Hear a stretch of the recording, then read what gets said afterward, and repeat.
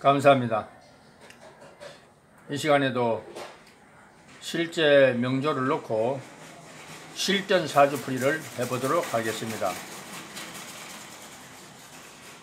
다시 한번 말씀드리지만 사주 명리 공부는 이론 공부를 먼저 충실히 한 후에 바로 사주풀이 공부를 해야 되는데, 사실 이제 말은 쉬워도 이론 공부는 어렵지 않습니다. 뭐든지 외울 거는 외우고 이해할 거는 이해하면 되지만도 실제 사주풀이는 그렇게 이론처럼 강론적으로 풀어서는 절대 안 됩니다. 한마디로 말해서 사주 팔자니까 팔자의 구성상태, 배합상태, 그 어떤 여덟 자에 섞여 있는 배합상태를 빨리 읽어내서 그 장단점을 뭔가 분석을 해야지만이 이 살아있는 사주 공부가 됩니다. 자, 그런 차원에서 명조를 한번 살펴보도록 하겠습니다. 금명이고요. 정사년, 계묘월, 신묘일, 갑오시. 자, 이 명조는 신금이 묘월에 태어나고 묘일에 출생하고 시가 갑오시가 돼버렸고 연이 정사년 해버리면은 일단 신금이라는 채로 봤을 때에 우리 운명은 신강신약으로 해석을 하면 안 되는 사주입니다. 이미 그 범주를 완전히 벗어났습니다. 신금의 어떤 뿌리 역할을 할 수 있는 근거가 전혀 없기 때문에, 비록 천간에서 어떤 나를 보호하는 게 있다고 해도 그렇게 해가지고는 안 된다.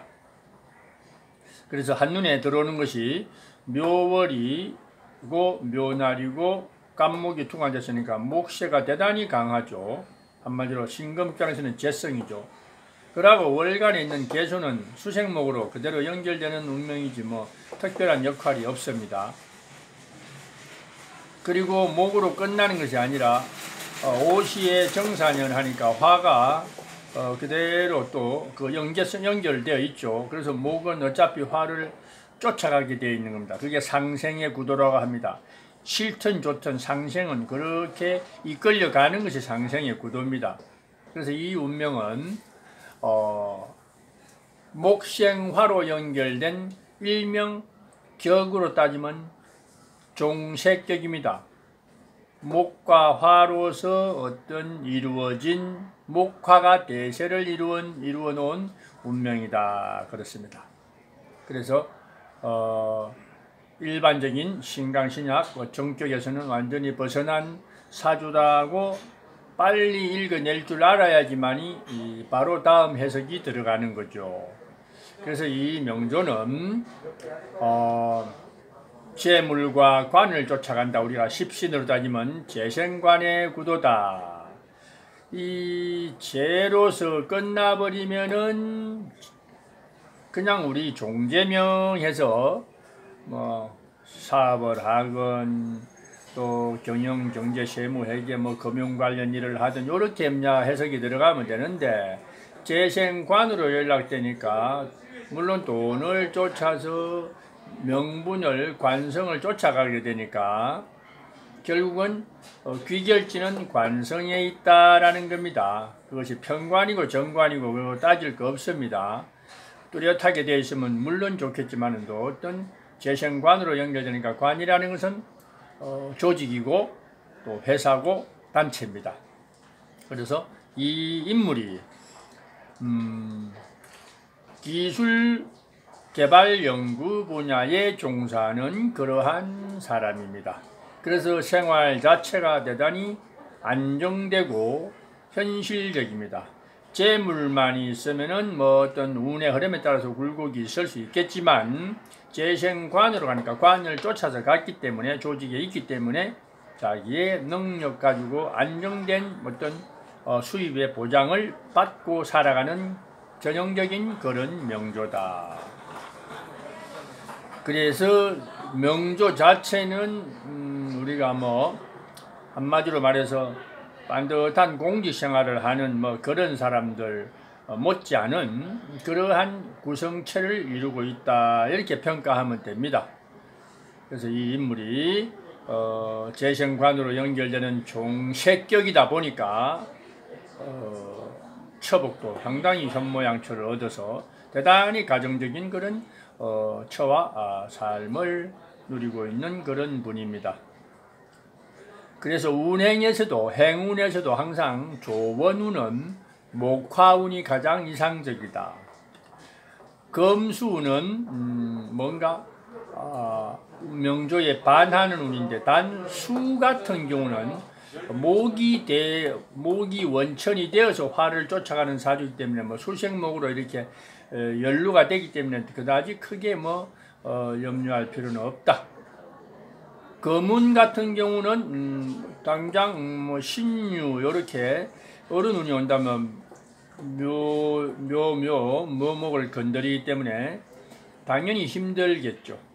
그러나 또 화가 또 그것을 또 커버해주고 있기 때문에 어찌됐든 종격의 단점을 커버해줄 수 있는 또 구성 요소가 또 되어 있습니다. 종격은 종화노행, 목화로 이루어져 있으면 목화세를 쫓아가는 것이 가장 이상적인데, 다른 쓸데없는 금운이나 수운이 오더라도 또 나름대로 흡수할 수 있는 기운이, 술을 흡수할 수 있는 기운이 있고, 금운이 오더라도 싫기는 하지만 또 화가 요소에서 또 그 방음막을 구축하고 있고 어떤 방패 역할을 할 수 있다.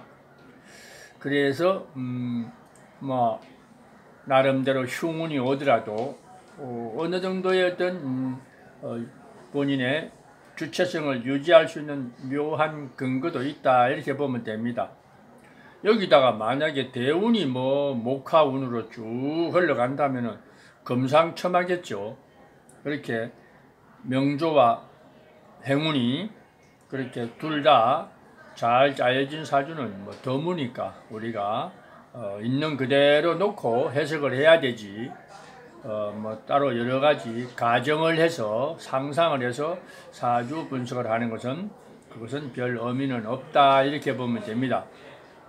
그래서 이 명조 같은 경우도 좀 숙달된 사람들은 단박이야, 재물 걱정을 안 해도 되겠구나, 목화로서 이루어졌으니까 나와서 함부로 사업을 하거나 어떤 그런 짓만 하지 않으면 별 문제될 게 없다.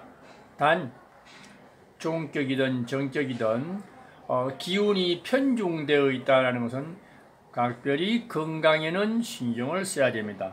건강은 엄양오행의 어떤 한난조섭의 이런 조화가 잘 이루어져야지만이 오장육부가 튼튼하고 건강에 걱정이 안 되는데, 아무리 사주가 좋더라도 엄양오행이 어떤 조우가 편중된 상태는 항상 허실의 관계가 분리되기 때문에 그런 면에서는 꼭 명심을 해야 될 것이다. 그렇다면 이 명조의 경우도 건강을 논한다면 당연히 목화세가 강해버리면은 거기에 취약한 부분이 목생화로가 있기 때문에 화가 강해지면 즉 쇠금자 금에 해당하는 폐와 대장, 그러니까 이런 폐와 대장을 시발점으로 해서 일어나는 또 병을 주시해야 될 것이다. 그리고는 나머지 부분들은 또 수도 고갈된 어떤 그런 측면이 있으니까 또 신장 방광이라든가 이런 부분도 좀 신경 써야 될 필요가 있다.